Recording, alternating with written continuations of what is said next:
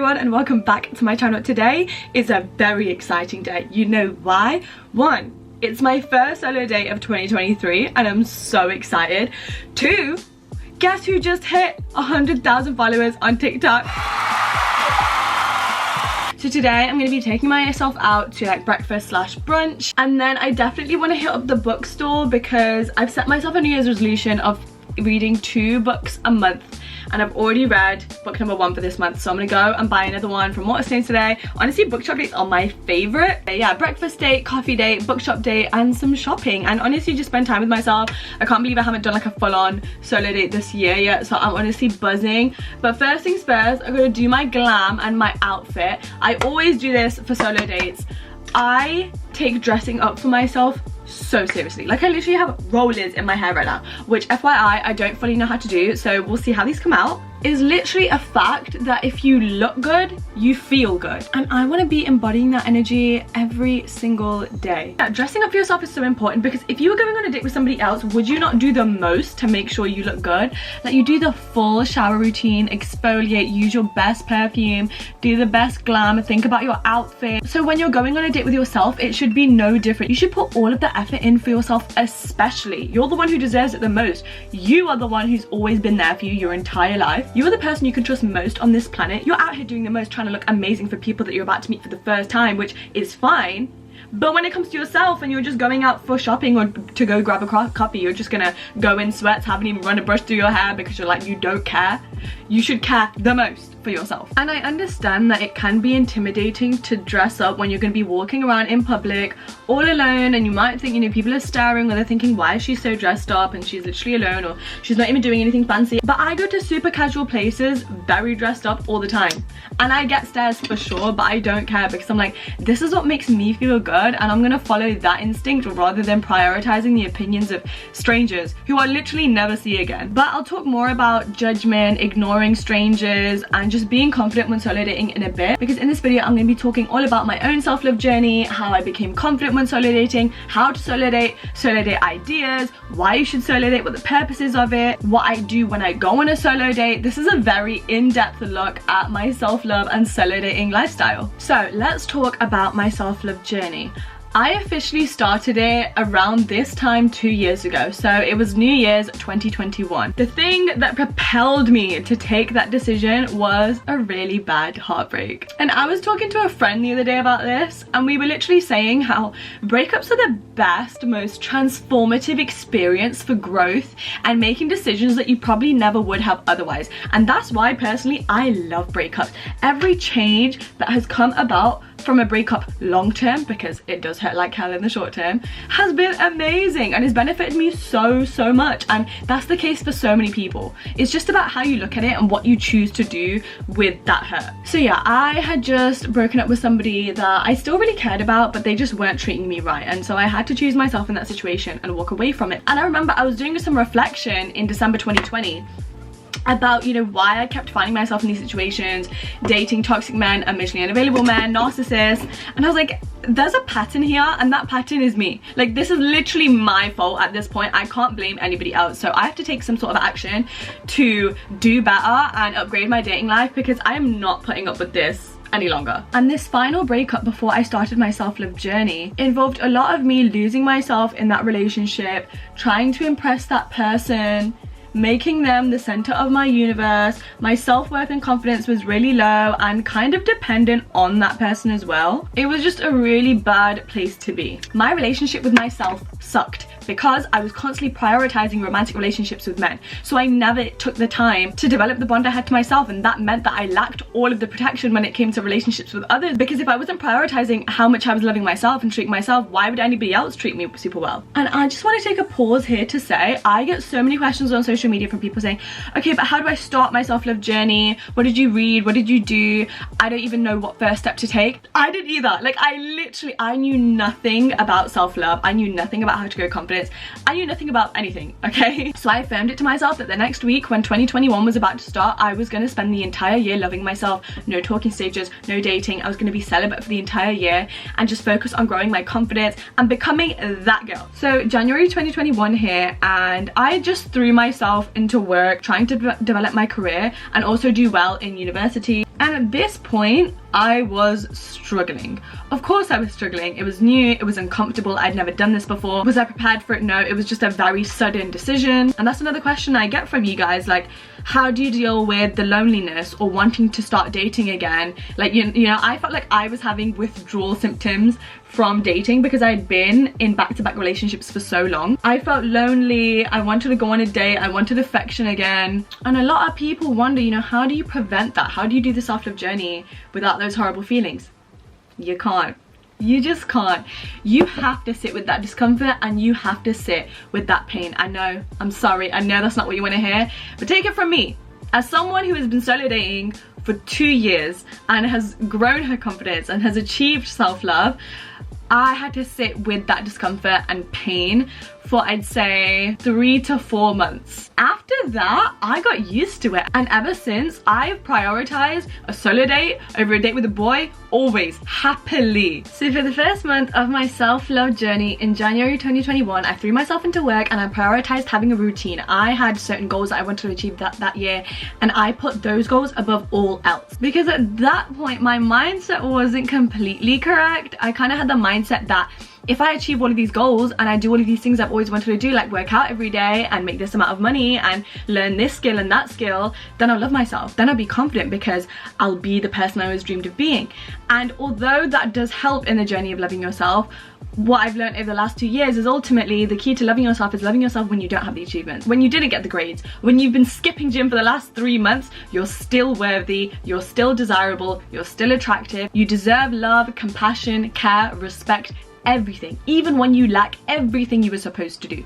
Even on your bad days, when you're lazy, when you're not feeling yourself, the love has to remain. You still have to have that respect for yourself and not beat yourself up about it. But in January 2021, I was not aware of that. So I was working out every day, I was meditating, I was trying to learn French. I was doing a lot in 2021 because I was trying to distract myself so much so I couldn't think about the fact that I couldn't date because I missed it and I wasn't used to it. And then February came around, which means Valentine's Day came around. And for the last 3 years in a row prior to that Valentine's Day, I always had a Valentine. I always had a date on February 14th. So Valentine's Day 2021, I was like, I'm alone now. What do I do? And I had 2 options. I could either decide to be the person to hate Valentine's Day when they don't have a date and complain about the stupid holiday, or I could not let it get me down and embrace my newfound self-love and singlehood instead. And I took the second option. So I bought myself gifts, I spent the day alone, I pampered myself, I had a bubble bath with rose petals in it. Once I had that self-date, I feel like I had a lot of self-discovery in the process, and I was like, I need to make this a regular thing. So throughout 2021, I would like go to parks and read my book alone in the summertime. I went on a day trip to London alone to do all of my favorite things. I started going to cafes alone. That was a really easy way to get started. I was going shopping alone,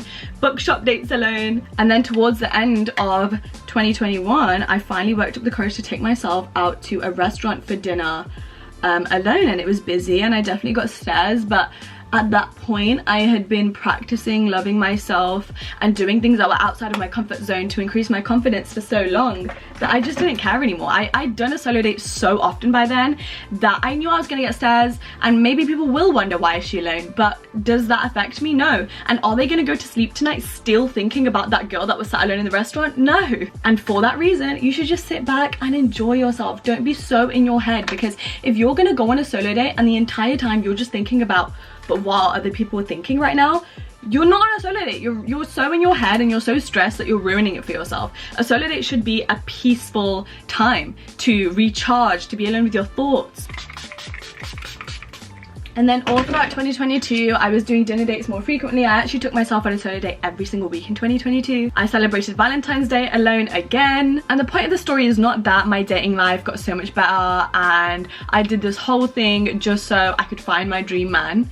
It wasn't. That was just an added benefit that I got from it. Really, I found myself. I became comfortable with who I was. I built such a strong foundation within myself that it doesn't matter what anybody says about me.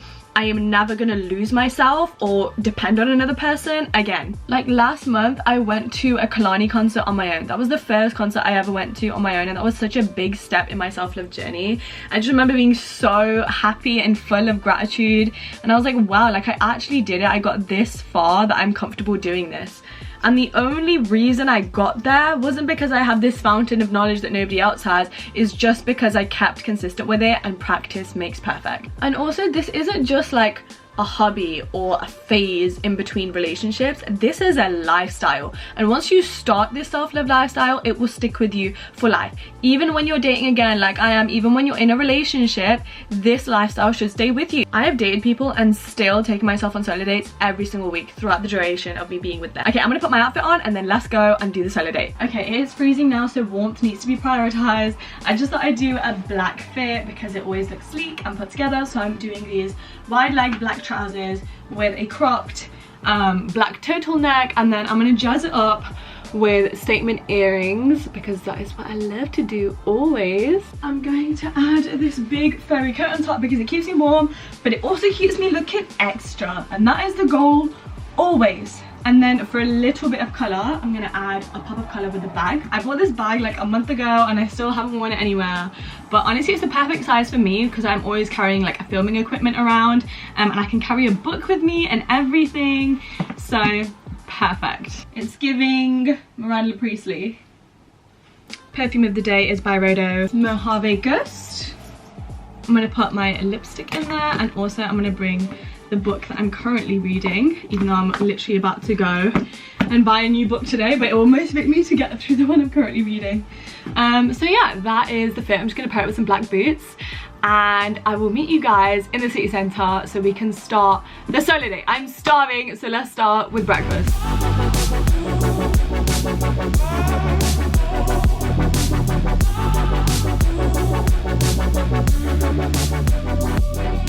I just placed my order for breakfast. This place is literally packed, and I'm the only person that sat alone. Surprise, surprise.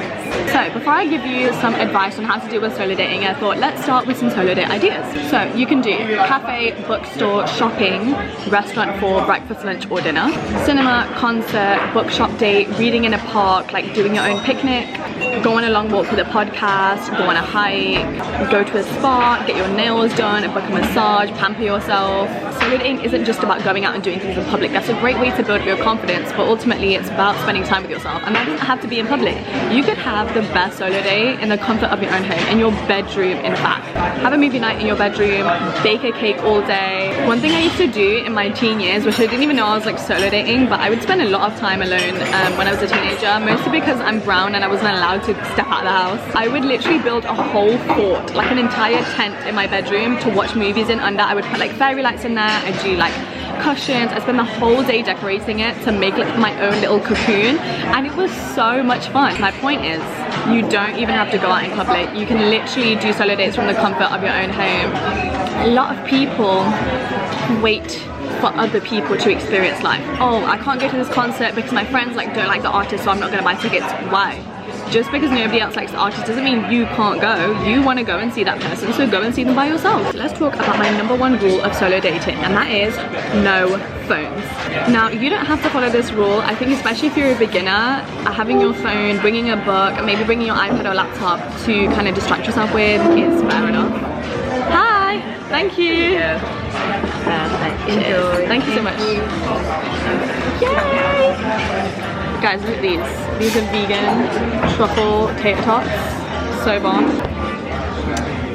That's the breakfast. Solo dates for me are a no phone zone, and that's for a couple of reasons. One, I am on my phone all the time. Like every hour of the day I'm on my phone. I've kind of programmed my brain to be like, okay, once you're sat at a table at a solo date, like you can't even reach for the phone, and now it's become a habit.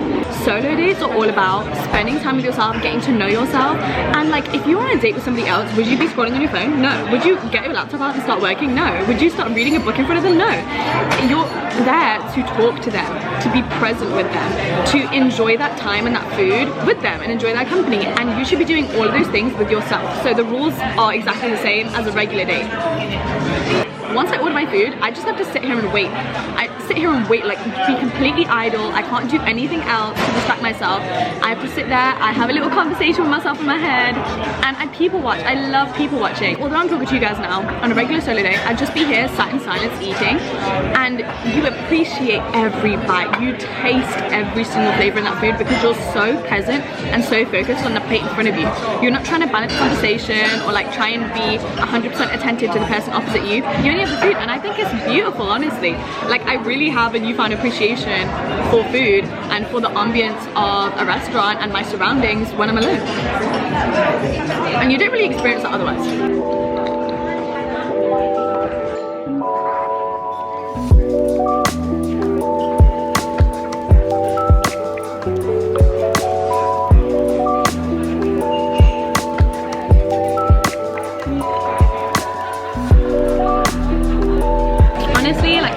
Restaurant, like this kind of vibe on my own, is definitely my favorite solo date. It was the one I was most afraid to do like 2 years ago, and now I do it on the regular so confidently with such ease. And it just goes to show, like, once you do something a couple of times and just accept the discomfort rather than trying to find ways to avoid it and not feel it, you just have to have the bad feelings sometimes and push through them. And not only is that going to grow your confidence, as I said before, but it's also going to grow your self-love, because you'll be like, wow, I got through that, or I love myself so much that I'm willing to put myself through this temporary discomfort to gain something bigger for myself in the long run. Forming a good relationship with myself takes such priority and is that important to me that I am willing to sit with the discomfort and to maybe be a little bit embarrassed and worry about what other people are going to think, because that's natural, that's always going to come in the beginning. But you need to care about yourself so much that you're like, I would do that for you. I would make that sacrifice for you and put myself through that discomfort so that I can get closer to you. It's the best feeling ever. So I'm going to finish up here and pay, and then we'll head to Waterstones. The sun is starting to shine and it is feeling like a wonderful day. I'm getting a lot of looks right now. Do I care? No. Honestly, it's crazy because I remember walking down this exact road like a year ago trying to vlog like this, and I couldn't do it. Like, I chickened out and I put my vlogging camera away because I was so nervous about what people were going to think and like people staring at me, which they're currently doing. But it's like, does it really affect me? No. And also, it's not embarrassing unless you choose to be embarrassed. And one thing I realized is, like, okay, imagine you were a waiter or waitress and you were serving somebody in a restaurant and they were sat alone, eating alone. Maybe they were like me and they were even talking into a camera, okay? You would maybe judge them if they were super shy and were like visibly embarrassed. But if they were owning it and they were like, yeah, I'm vlogging, hi, how are you? And they were super talkative and you could tell they were not fazed whatsoever and they looked at what they were doing as normal, you would also adopt that mindset. And that's because if you think something is embarrassing and you are shy and you're like, and you care about what other people think, they're gonna notice that. If that's the energy that you're giving off and you're visibly like trying to hide your camera or like trying not to make eye contact with people or burying your head in a book instead of just sitting outside alone and owning it, no one can say shit to you, literally. That's what I've learned in my experience. But anyways, it's freezing and my fingers are about to fall off because it's -2 degrees, so I need to put my hands in my pocket and I will whip the camera back when we're in Waterstones. But look at me, honestly, this right here, like, I mastered self-love and solo dating, but I have not mastered vlogging in public. So me doing this right now is a huge deal, a huge deal. Everybody just give me a round of applause right now. Everybody, thank you. Honestly, to my favorite place. Guys, this is by far the best Waterstones ever. Look how many floors. It's so gorge. It goes up to like 3 or 4 floors. I'm obsessed. So when I come into Waterstones, I immediately go up all of the stairs to the top floor to get to the self-help book aisle, and then I'll get a book and then I'll check out and I'll go. And it'll be like max 10 minutes if I'm like flicking through books and stuff. Because I'm doing a solo date, I've decided to explore the first floor, which I never do. This is all of the fiction books. So I'm just looking at all of the covers, seeing if anything strikes my fancy. Will I walk out with a fiction book today? No. Like, I very much set my heart on a self-help book. It's just nice to be around the books and just waste a little bit of time with yourself to do nothing. Guys, Everyone and their mum talks about this book and recommends it as like one of the best fiction books. So if you've read this, oh my god, yeah, it's a Sunday Times bestseller. If you guys have read this, let me know in the comments and I will actually buy it the next time I come here.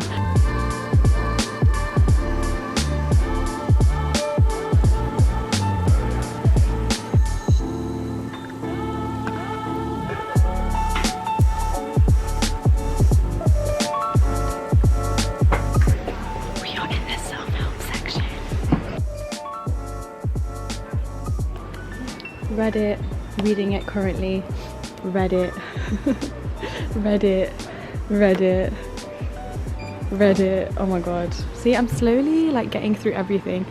I've read it, oh, literally read this one in a day, absolutely love it.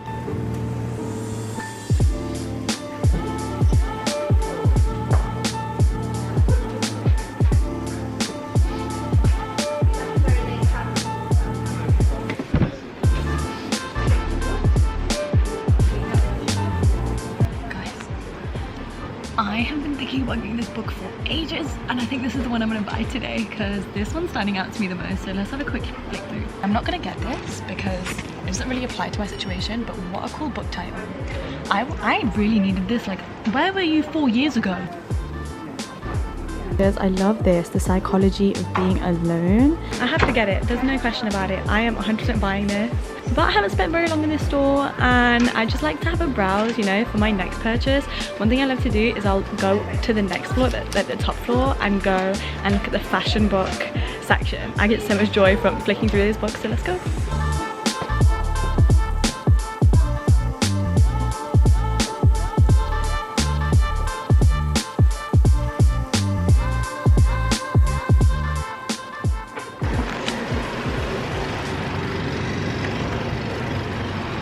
Cashier was so nice and she was gassing up my fur coat and she was like, it's so hard to be stylish when it's cold, and she was like, you've maintained that, and she was like proper gassing me up. And I swear that always happens when I'm alone. This is the beauty of going out alone, you know, like people are more talkative because you're by yourself, right?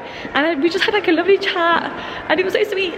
Anyways, I have to use all of my self-control to not start this book today. I have to finish my other one and I'm so excited to read this that now I'll end up reading my current book in like a day so I can read this. But yeah, we're gonna head to 200 Degrees Coffee. They just opened a branch in Derby and I used to go there all the time when I lived in Leicester. It's such a cute coffee shop and I've been waiting to go there for ages. So obviously I'm gonna take myself on a date to go there and people are staring, hello. And yeah, we're gonna get a coffee, read my book because reading dates are the best. I like to do both, you know, like because I'm doing multiple solo dates in one date kind of thing. Like I did my restaurant thing where I was present and I couldn't use any distractions, and now I like to have a nice cup of coffee and read all by myself. So I'm gonna do that.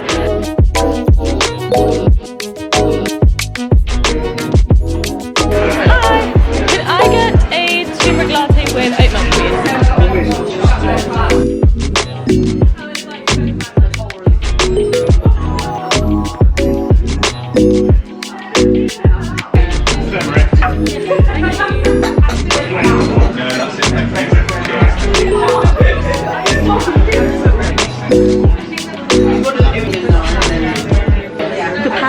Read in this book applies to solo dating so much that I want to share it with you. This is the book How to Win Friends and Influence People and it's on page 74. What it says is, it isn't what you have or who you are or where you are or what you are doing that makes you happy or unhappy. It is what you think about it. For example, two people may be in the same place doing the same thing, both may have an equal amount of money and prestige, and yet one may be miserable and the other happy because of a different mental attitude. And this is so true. Like, some people think if they're spending time alone, if they are on a solo date, if they're eating in a restaurant alone, they look around and they compare. Comparison is the thief of joy. So they'll look at people who are on dates in a large group of friends and they'll think, why can't that be me? Or why am I sat alone? I'm so lonely, I don't have anyone. Somebody else could be sat in that same restaurant alone and be so grateful and think, wow, like I actually get the time to take time out of my schedule to recharge and spend time with myself and spend my money on myself and just have a really fun day.